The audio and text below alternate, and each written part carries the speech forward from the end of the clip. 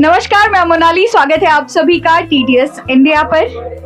गंगा, जमुना और सरस्वती जैसी पूजनीय नदियों के किनारे बसा तीर्थराज प्रयाग अपने आप में खूब है। अभी मैं खड़ी हूँ दारागंज स्थित नाग वासुकी मंदिर में, जो कि नाग वासुकी महाराज को समर्पित है, जो कि प्रयाग के प्रमुख देवताओं में से एक थे। पुराणों के अनुसार देव और असुरों के ओर से किए गए सागर मंथन में मथनी बने मदरांचल पर्वत के चारों ओर रस्सी के रूप में नागराज वासुकी ने अपने को प्रयुक्त होने हेतु समर्पित किया था। स्कंद पुराण में इस स्थान को पृथ्वी पर नागरथ तीर्थ कहा गया है। हर साल इस मंदिर में नाग पंचमी के पर्व पर विशाल मेले का आयोजन होता है।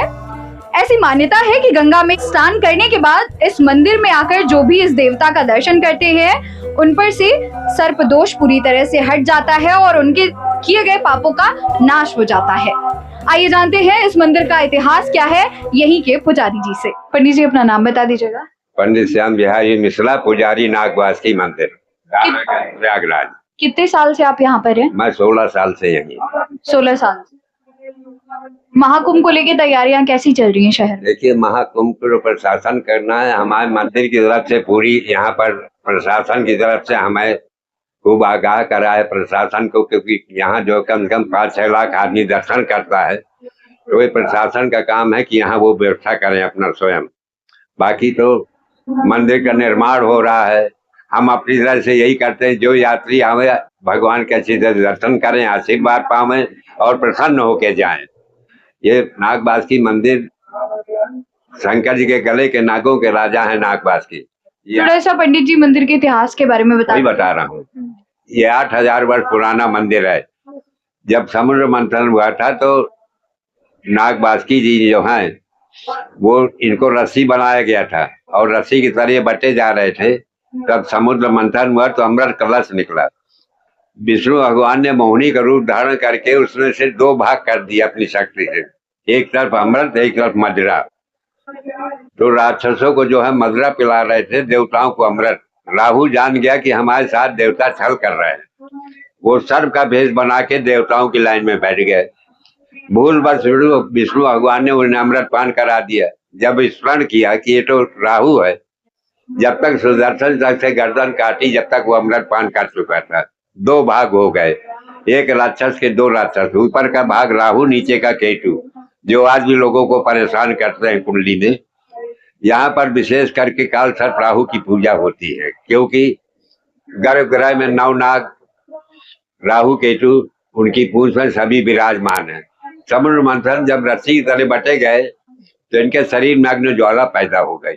तो इन्होंने कहा विष्णु भगवान से कि कोई ऐसा स्थान दीजिए जहां रह के मैं और लोगों की सेवा कर सकूं। तो विष्णु भगवान ने कहा जाइए प्रयागराज दारागंज में गंगा जी में आप अपना स्थान ग्रहण करिए, सरस्वती माता का पान करके आप वहीं विश्राम करिए।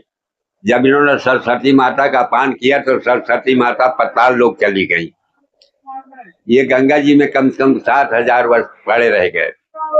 गंगा जी पहले पूरब की ओर जा रही थी, तो ब्रह्मा जी से लोगों ने प्रार्थना किया कि अगर गंगा जी जाके जमुना जी में मिल जाएं तो जब सरस्वती माता लोग फिर प्रकट हो जाएं।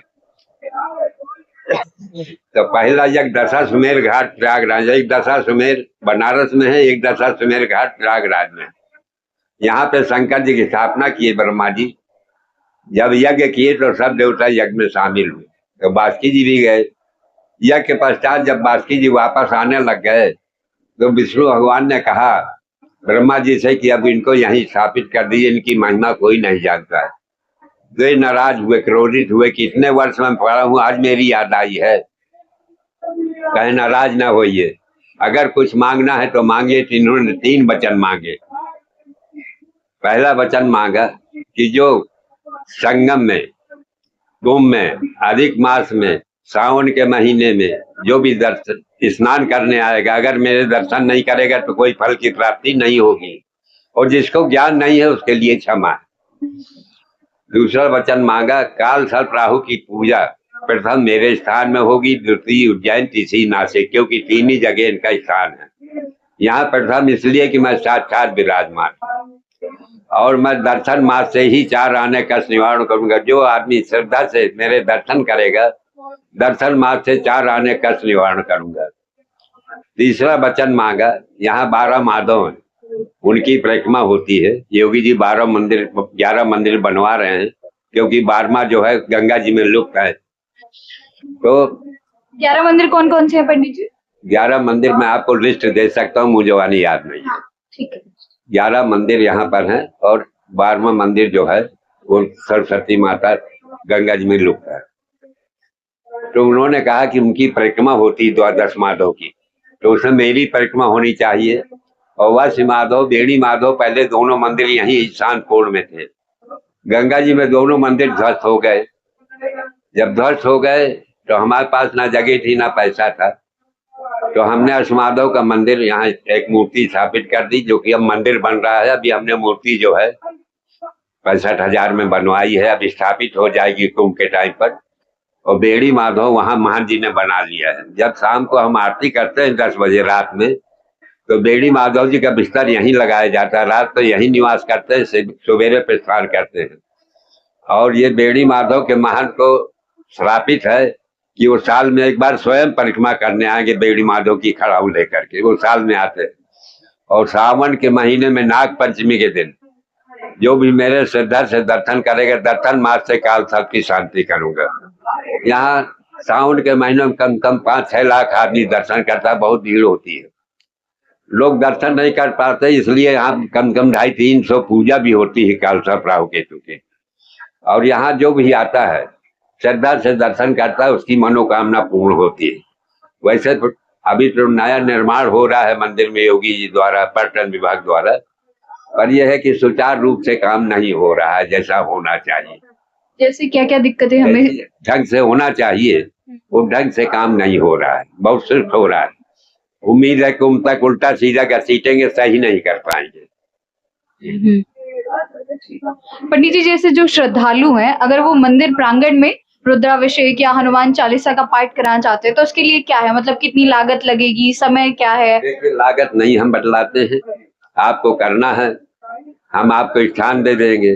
स्थान में जो आप अपना उचित सही है मंदिर में दान कर दीजिए। हम लोग कोई दक्षिणा ऐसे प्रोग्राम में नहीं लेते, समझे आप। अब ये 108 पास हनुमान जी हो रहा है, भंडारा कर रहे हैं। हमने कुछ नहीं, जो उनकी श्रद्धा होगा अपना भगवान को चढ़ा देंगे, हम लोग पैसा नहीं मांगते। मतलब कोई भी श्रद्धालु यहाँ पर आए, आपसे संपर्क करें, आप समय बताएंगे, उस हिसाब से पूजा वगैरह हो जाए। हाँ, हो जाएगी। धन्यवाद पंडित जी, बहुत बहुत धन्यवाद।